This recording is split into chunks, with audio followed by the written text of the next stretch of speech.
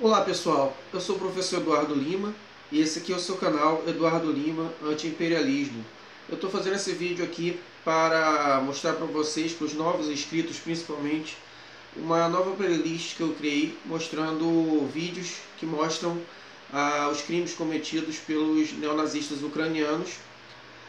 São neonazistas que tomaram o poder no golpe de 2014 na Ucrânia, um golpe que foi conhecido como Revolução Euromaidan, e desde então essas gangues neonazistas têm influenciado bastante o governo, inclusive tem liberdade para fazer trabalho de polícia em várias regiões da Ucrânia.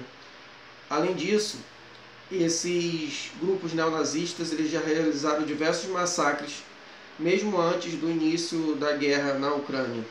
Bom, as manifestações na Ucrânia começaram para derrubar o governo corrupto do Viktor Yanukovych.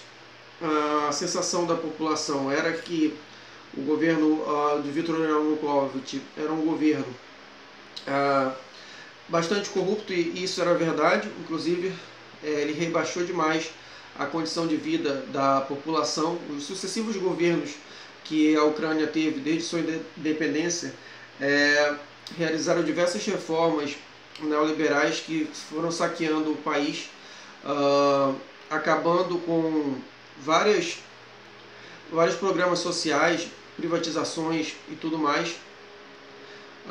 E o que acontece? Essa população ela tinha certa razão sim de estar revoltada contra esse governo.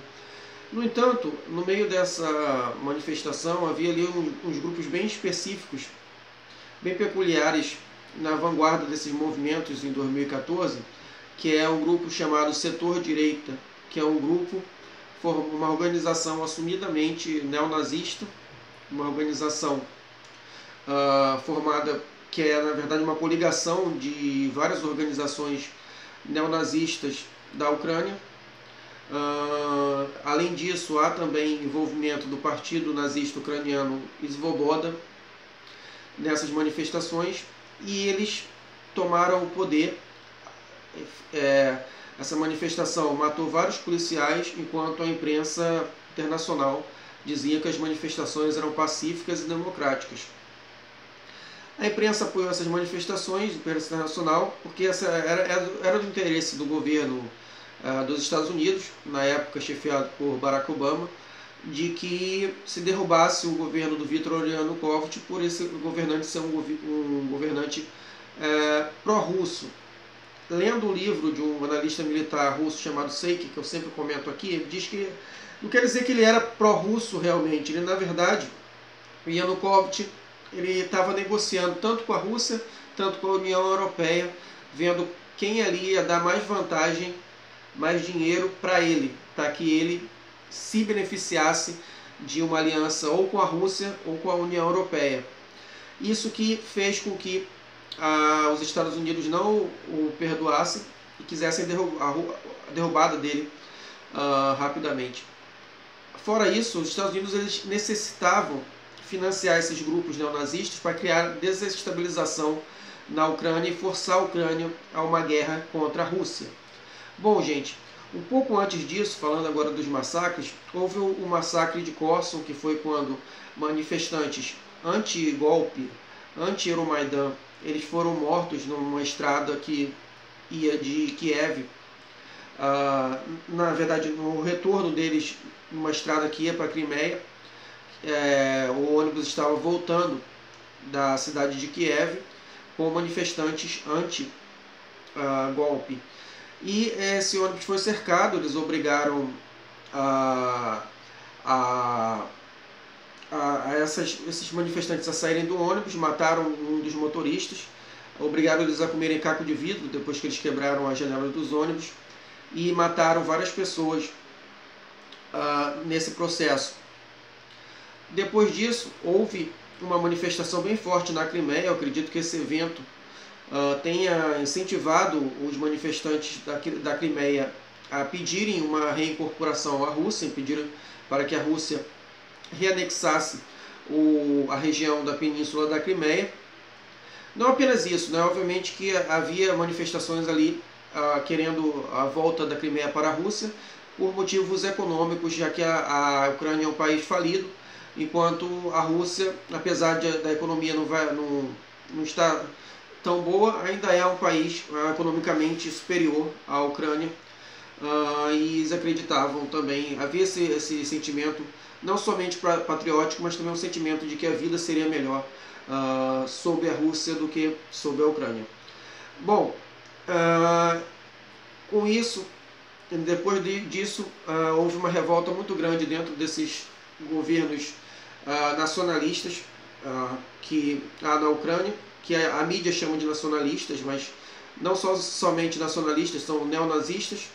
Só para lembrar, toda vez que você olhar alguma manifestação na Ucrânia, repare se tem uma bandeira preta e vermelha.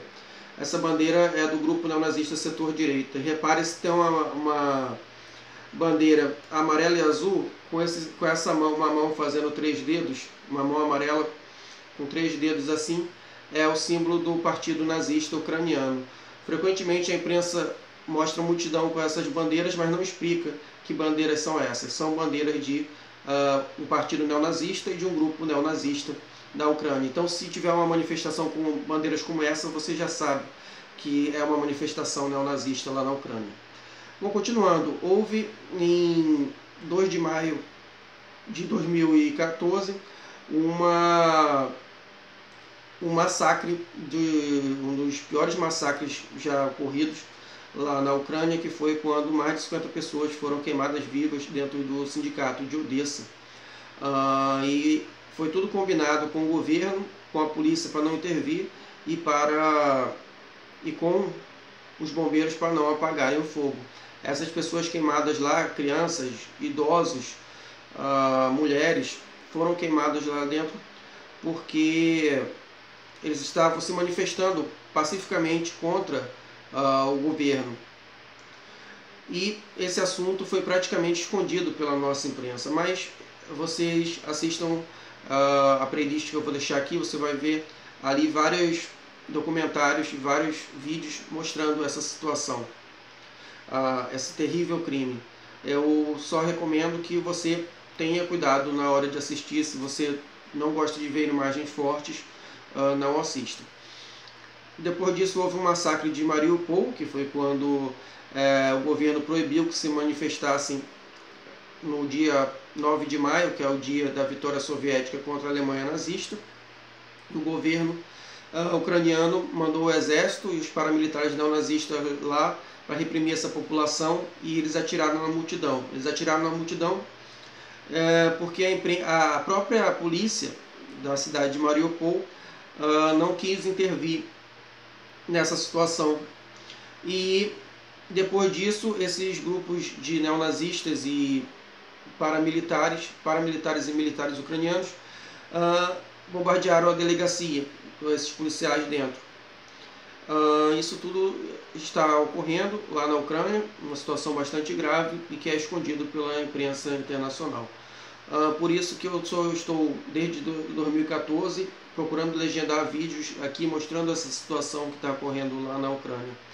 Então peço que vocês me ajudem assistindo esse playlist e compartilhando esses vídeos, que são muito importantes. Tenho muitos vídeos porque eu tinha um outro canal com mais inscritos, mas que infelizmente ele foi derrubado pelas novas políticas do YouTube. Então eu espero que você me ajude. Depois disso houve o início da guerra, quando o governo ucraniano passou abertamente a exterminar a população civil do leste da Ucrânia, com a ideia de fazer a limpeza étnica quanto à população de minoria russa que mora ali. Lembrando que não é apenas os russos que são perseguidos lá, são perseguidos todos aqueles que de alguma forma são contra o governo. Então é importante que vocês cliquem aqui na playlist, assistam a playlist, compartilhem esse vídeo com mais pessoas, para que mais pessoas saibam o que está acontecendo lá na Ucrânia, que não é mostrado pela nossa imprensa. Um abraço, gente, muito obrigado, curta esse vídeo, ajude a chegar a 300 visualizações e até a próxima.